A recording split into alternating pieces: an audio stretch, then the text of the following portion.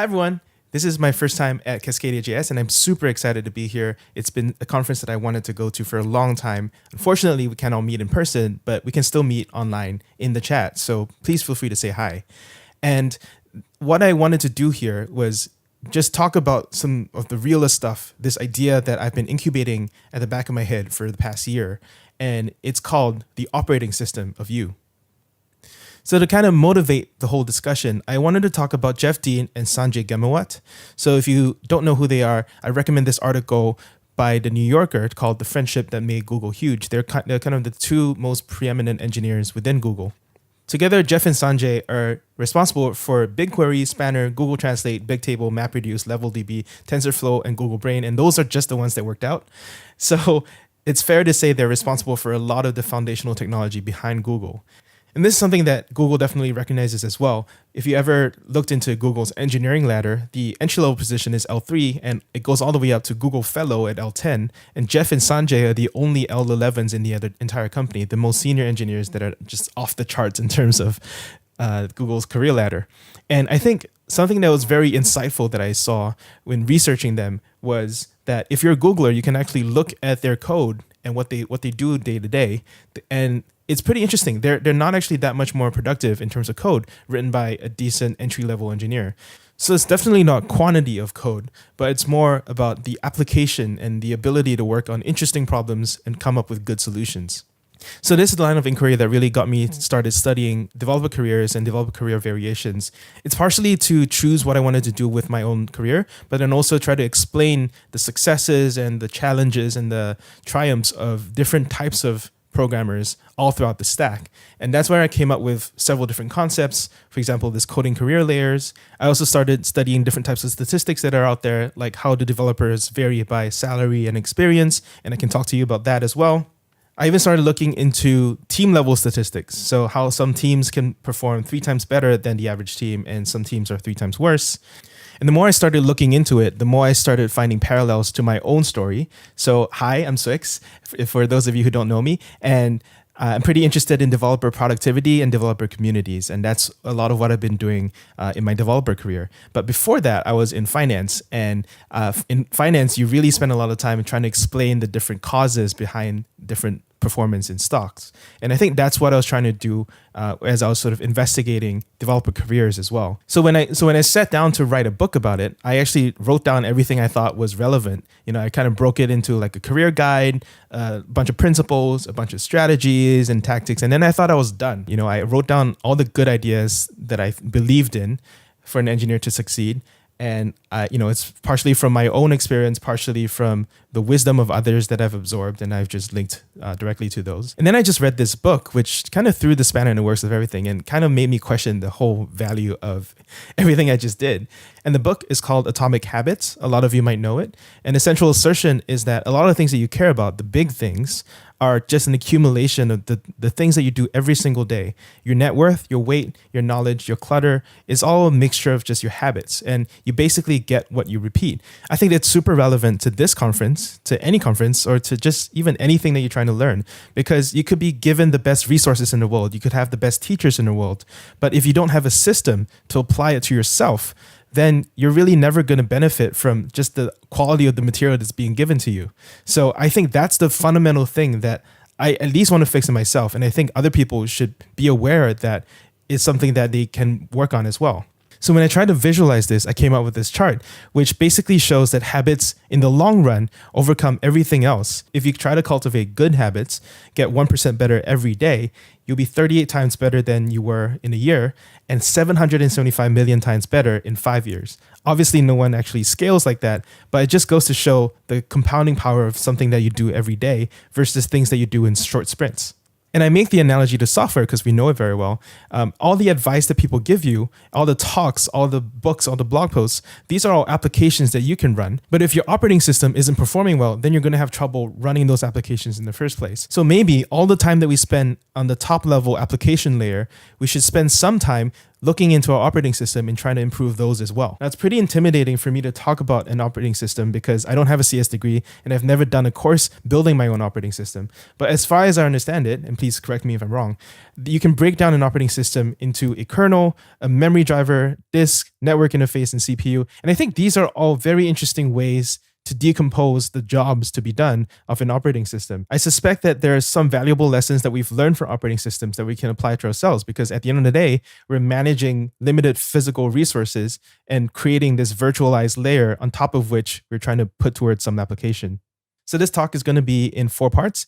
And the first is firmware, how we subconsciously set up ourselves for success in terms of the most physical parts of our body. I think the most important place to start is sleep. It's where we spend a third of our time. And probably the most relatable developer to listen to about sleep is Bill Gates, who wrote a blog post about this book, Why We Sleep, on his reflections on how sleep mattered to his own career. The second thing to take care of is ergonomics. And this is my reminder for you to sit up straight. And if you just straighten your back just now, you've probably been slouching for a while and you didn't really realize it. I think a lot of it is not about discipline. It's actually about setting up your physical environment to encourage you to do the right thing, to make the right thing the easy thing. And so here's a quick 4-step checklist that you can use to make sure your environment is set up correctly. Make sure your screen is far enough away from you. Make sure it's high enough for your eyes. Make sure your table and your chair are set at the appropriate heights.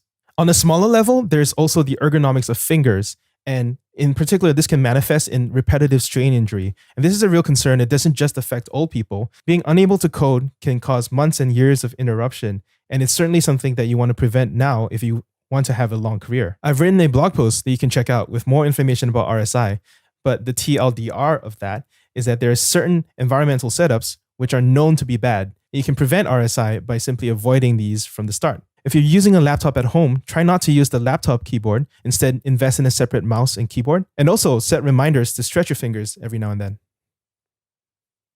If you want to invest even more heavily into prevention, you can look into buying some of the more expensive ergonomic keyboards that are shown here, wearing a wrist brace while you sleep, adopting a different keyboard layout, or even adopting some voice coding systems like Talon, as shown here. The third part of firmware to take note of is exercise and eating. And of course, 37% of us don't exercise. And I think it's more important than ever before that we should force ourselves to get out of the house and exercise more. As developers, we probably all sit too much, and I'm definitely guilty of that. So here's a list of reasons why we shouldn't do that. I'm not going to read it out. I'm just going to drop a link in the chat, or you can freeze frame later. When we were growing up, most of us were probably taught this idea of a healthy food pyramid. And then we realized it was a little too heavy on the carbs. So now we have some low carb alternatives. But in practice, most of us probably eat more like this, where we have a lot of pizza, especially at our meetups. It makes a lot of sense that we should improve what we take in order to improve what we put out. I'm going to end this section by quoting Scott Hanselman, who actually wrote a blog post about career advice. And this is a very resonant part of it, where he says, take care of yourself. This job can destroy your hands, your back, your shoulders. Walk, talk, stand, squat, whatever. Your hands and back and brain are your money. Treat them right now, and they'll last you 30 to 50 years. I think a lot of developers don't think about timeframes that long. And I think we should, because that's the one thing that will stay with us even beyond any code that we can ever write. So the second part of this talk is about external devices, where we talk about storage, networking, environment, and virtualization. It turns out that in every computer, there are several different levels of memory, and they all differ based on how quickly we need it, how long we need it to persist, and how much capacity we need it to have. I think this is pretty analogous to the forgetting curve, where an hour from now, you're going to forget half of this talk, and a day from now, you're only going to remember a third of it. And pretty much the only free lunch that we know of in learning is spaced repetition, where we basically top up our knowledge as we spread out over time. At the end of the day, even our long-term memory is limited. So we need a better substrate to store our information than our human brain. And that's my long-winded way of saying that every developer should write. It scales infinitely, it's very searchable, and it's stored forever. Most recently, this has been a popular movement called building a second brain, and I think every developer should build a second brain. As a knowledge worker, you should be writing your knowledge down as often as you check code into Git. And if you want your network to explode alongside of your knowledge, then you should publish what you write. And this is a movement called Learn in Public. And that brings us to the second part of this discussion about networking. You're all probably familiar with Metcalfe's law, which says that the value of a network scales as a square of its number of nodes. And it should be no surprise that the value of a developer also scales together with the value of their network.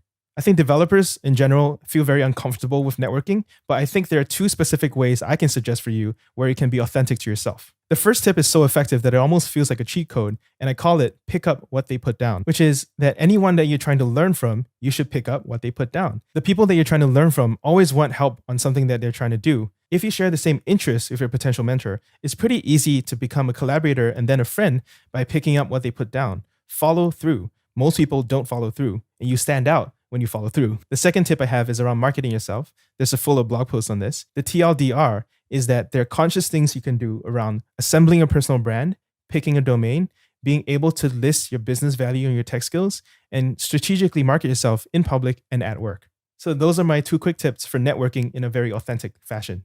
The third part of this discussion is also to take care of the environment around you. If you can, try to separate where you work from where you sleep. Sometimes even temperature and even oxygen level can affect how your brain functions. There's also a lot of research going into interruptions, whether you should have a closed or open door, and the ability to reduce interruptions when you really need to focus. So that all goes into the design of your physical work environment. Lastly, this is kind of like a weird one to sneak in there, but I call this virtualization, which is your ability to emulate or empathize with your coworkers. In my previous job at Netlify, we used a thing called feedback ladders to give feedback on code reviews, but the ground floor of the feedback ladder is to preemptively review your own code so that you save the round trip from you to coworker by anticipating what your coworker is going to say. I think the internet might be a lot nicer if we thought a little bit about how other people might feel before we hit send.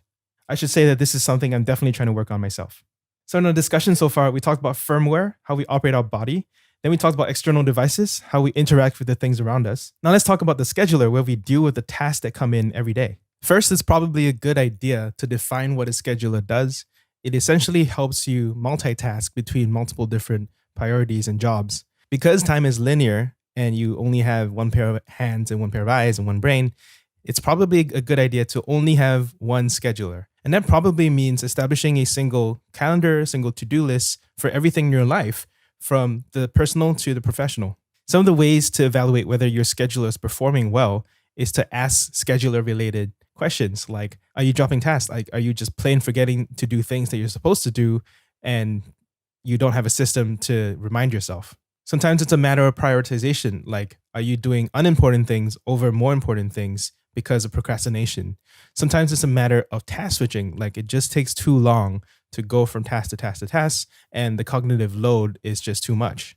At a higher level, you're looking to pick a scheduling process that lets you maximize some things and minimize some things. Like, you want to maximize your utilization of your resources and time. You want to maximize your throughput of output. You want to minimize your turnaround time, your waiting time, and your response time, which is basically the time that you spend in between tasks not really doing much. There's a whole literature of scheduling algorithms out there. My favorites are round robin scheduling and priority scheduling. And if you're interested in also applying it at the team level, I highly recommend some of the load balancing literature, like The Power of Two Choices, which is a surprisingly simple and effective way to distribute work. On the individual level, the framework that I really like is the 2x2 Eisenhower decision matrix, where you split tasks according to whether they're important or not important, and urgent or not urgent. And you simply decide to not do anything that's not important. I think we all respond very well to things that are urgent and important, but we struggle with prioritization when it comes to trading off things that are not urgent and important versus things which are urgent and not important, and not urgent and not important. A lot of our social media and notification systems are designed to grab our attention for things that are not actually that important. So you need to be ruthless in clearing them away so that you make time for things which are important but not urgent. Probably the most influential book on productivity and prioritization is David Allen's Getting Things Done. The last trick that I want to talk about takes advantage of daily and weekly patterns in terms of our productivity. The primary intuition is that you should try to batch things together. So for example, if you have a bunch of meetings, it's better for them to all happen together so that you're not task switching between one thing to the other. On the other side of things, when you switch from manager time to maker time, you want to batch together chunks of uninterrupted time so that you can focus. Sarah Jasner talks about this trick in this article on CSS Tricks, but she also talks about intra-week variations in energy. So for example, at the start of the week, she's more keen to communicate with others, and at the end of the week, she wants to code. And I think it's totally valid to notice weekly patterns in where your energy lies and adapt your schedule to take advantage of when you're most productive. So far in our operating system journey, we've talked about the firmware that we use to operate our bodies. We talked about the external devices that we connect with and interact with on a day-to-day basis. And then we talked about the scheduler, which we use to schedule tasks as they come in in terms of our personal and professional lives. But believe it or not, everything that we just talked about to this point was the easy stuff, because we can pretty much just look at what works for other people and adopt it for ourselves without much modification. That's going to be totally different for part 4, which is talking about our kernel of the operating system. Because I like a little bit of poetic license, I tend to call part 4, or the kernel, the kind of the ghost in the machine, which is really the irreducible core of the operating system. If you took an operating system and stripped out all the optional nice to have bits, and you stripped it down to the really, really core essence of what it does, it's a kernel. Another name for the kernel is also called the system process. It's the process that manages all the other process, sometimes called process ID 0. And in other words, it's the one process in your entire operating system without which nothing else runs. When we humans talk about our system processes, we give it different names like purpose, vision, mission, calling, intrinsic motivation. I prefer to call it drive. And I think if you're in technology long enough, you see examples of people who just lose their drive and lose their ability to code. And I think this is more fundamental to take care of in our operating systems than any of the other 3 parts that we just talked about. So you can see fairly frequently on Hacker News examples of developers who have become disillusioned with technology. They get extremely burned out in the process. They lose relationships. They are employed at a big a dream FANG company, but then they're slacking off for 6 years and they don't really feel like they've done very much in their lives. And these are all real cases. They're not making this up. This is a legitimate feeling. And that's exactly what happens when you take your passion, which is coding, and then you apply it on something you're not really excited about, and then you lose your drive. And I think this is best explained in Dan Pink's book on Drive, where he studies how intrinsic motivation is created, and most importantly, how it's destroyed. And here I'm going to quote from his book: "Extrinsic promises destroy intrinsic motivation." I think it's a lot easier to do that when you have a reason for being, or the French raison d'être, or the Japanese ikigai. And ikigai is this concept which is like a combination of a few things, which is a combination of what you love, what you're good at, what the world needs, and what you can be paid for. And at the intersection of all of those is probably the thing that you should be doing with your life. And Randall Munroe from XKCD calls it the octopus, where he blends together 5 things that he really wants to optimize for, from personal to lifestyle to practical to moral and social. The final bonus part of this operating system that I want to discuss is something that is not often discussed enough in a technical venue like this one. Every operating system comes with a sort of health check. In a Mac, it's called an activity monitor, where you can monitor the utilization and other metrics of the processes that you run, but just the overall health of the system. And I think for humans, the activity monitor equivalent is your emotions. And it's always important to say that how you feel is valid, that it's okay to ask for help. And everyone, including myself right now, talking to you in this pre-recorded video format, has insecurities and needs help to deal with it. I think there's a lot of excitement these days around learning how to learn. And I think that's a good thing. I think that more people should be excited about the meta skill of learning how to learn and being more productive and adaptable to the fast-changing environment. But I wish there was more discussion around learning how to be happy. And I think that's probably the one thing that will last you throughout your whole life. Because there's always a point where you can't learn everything in the entire universe, and you have to learn how to have enough. And even when you make mistakes on things that you learn or things that you do, you need to also learn how to forgive yourself as well. So I think these are all important aspects of coding careers, which I think don't get discussed often enough. And I felt like it was a good time to talk about them. The final message I want to leave you with in terms of emotions is that it's okay to expect massive swings in building something great. We might start out any project with a lot of optimism, like this is the best idea ever. And then we get into it and we're like, oh no, it's going to take a lot of work. And then we get really, really sunk in the depths of what the work is. And then we realize, oh no, this really sucks. Like this might not work. And that's where we might choose to quit. And that's where we might become a failure. But the importance of self-belief, the importance of persistence and grit, the importance of family support, and the importance of being able to not take it too seriously helps you get across that hump and then get towards somewhere interesting. And then you're like, wow, like this is actually cool. And then it becomes something where you're very proud of what you've done. And I think that's a similar pattern that I've seen in anything great that I've done. And it's an emotional journey that is difficult to traverse alone. And that's why we all value companionship and community. And that's why we are here at an event like this.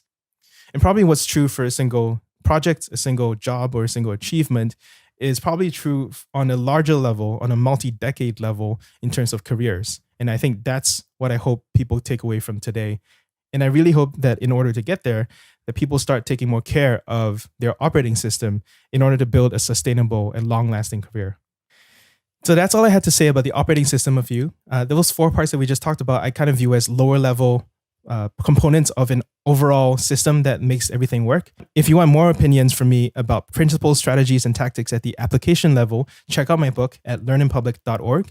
But otherwise, thank you so much for having me. And I'm looking forward to chat with you about your questions. But just a quick reminder before I go, if you want to improve what you retain from this talk, this is a very good point to have your first repetition of the points I made in this talk. And you can do that by tweeting at me. So I look forward to hearing from you. Bye. Hooray! That was awesome. Thank you so much. I don't even know. Also, you kept your shirt at least the same color. I don't know if it's the same shirt. So it's like you were multitasking this entire time. Ooh, well, nice. It's like cascading style Singapore or something. I don't know. Oh, yeah, there you go. That's significantly better. So, for those watching, Swix and I were talking, and we were just like, why do Q&A when we can do a rant about mechanical keyboards and talking about how great your keyboard can be on your desk so that way you have a better life typing. So, hi. uh, I love keyboards. Keyboards are great. Oh, wait, they can't hear you. They can't hear Shawn. Oh no, they can't hear you. Ah. But the chat can't hear him. They cannot hear. Well, until then, I'm just gonna talk about keyboards. This is a keyboard chat now while he panics to get his audio fixed. Okay, hello. My name is Cassidy and I like to build custom keyboards. Go. You're curious.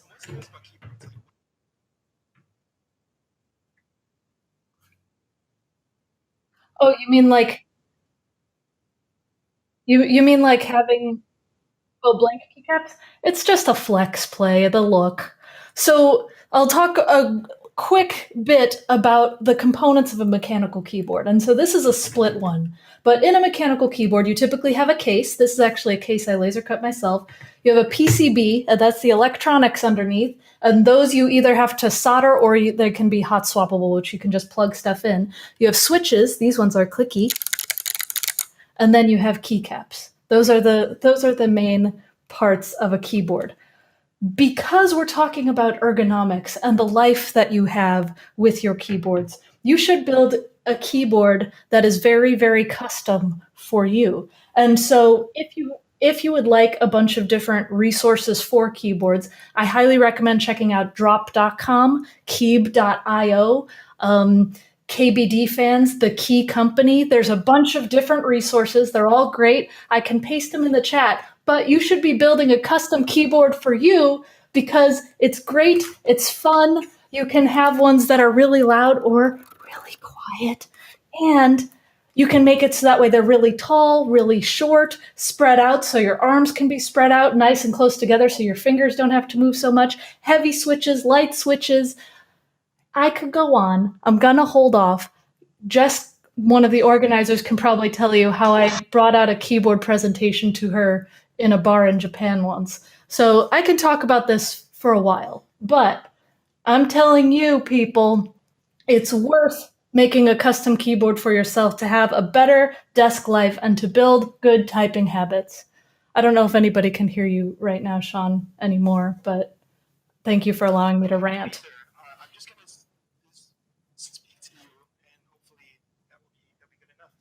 Yeah. We don't know if the situation's fixed, so keep going. I was just thinking of a pun. Like, I think I pressed the button issue. You definitely did. Literally, as soon as you did, this keyboard was in a bag, like on the side of the room, and I was just like, I have to get this, and I was ready. It is so fun to build your own keyboards because it's something functional that you can use, but it can also be pretty and it can be fully programmable. Imagine having one function combo where you can do this and it'll just send out a use effect function template or whatever. Or you can make it so it runs certain software or runs certain macros. Oh my goodness. It's great. I don't know if people can actually, yeah, no, people still can't hear you, Swix, but hey, it's a good thing we planned on me ranting instead of doing a regular Q&A. Oh yeah, sign language. Sign language. I know, like I love you. That's about it. But I don't know if that's sending the right message. Aww. And I also love you, keyboard. Anyway, everyone, I will send you a bunch of details. Maybe you can just let them. You can just let them know. I'll reply in the Slack. I see a lot of questions coming in, so any questions that they have, I can just answer in the Slack. Great. Hey, wait, people are very suddenly excited that I'm back. Oh, wow. Oh, good job, some people. So, yeah, if you want to say anything about keyboards or I guess about your talk. But anyway, it was really that was a very dense talk. And I don't know. I'm happy to answer any questions. I didn't really prepare for this part.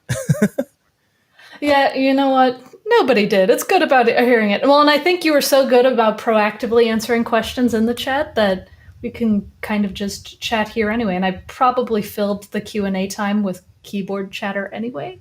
But I would say, what is one of your favorite habits or most important habits that you think people should start with? Well, definitely it's a combination of learning in public and writing. I think writing things down really sort of separates your time separates your knowledge and things that you learn from your short-term memory, and to store things and to be able to search things and to organize them asynchronously, and for other people. And then when you publish them, other people can discover them without even you being aware of it. That's what Patrick McKenzie calls friend catchers. You can make friends in your sleep by just sharing your notes, and I think that's been a very powerful enabler of my career, and it's helped me find teachers to teach me, because I will get things wrong, and they'll come out of from anywhere to teach me stuff. So the number one habit: just write. Just start writing. Don't get too caught up in tools. Just start writing. Yeah. I 100% agree with you. Well, thank you so much for your dense but amazing talk. There's plenty of keyboard chatter and chatter about your talk happening here, so we can go catch up in the Slack there. But anyway, I think this is where we say goodbye, and we're off to talk about scholarships and stuff. So thanks again, Shawn. Ooh. All right. Bye, Cassidy. Bye, everyone.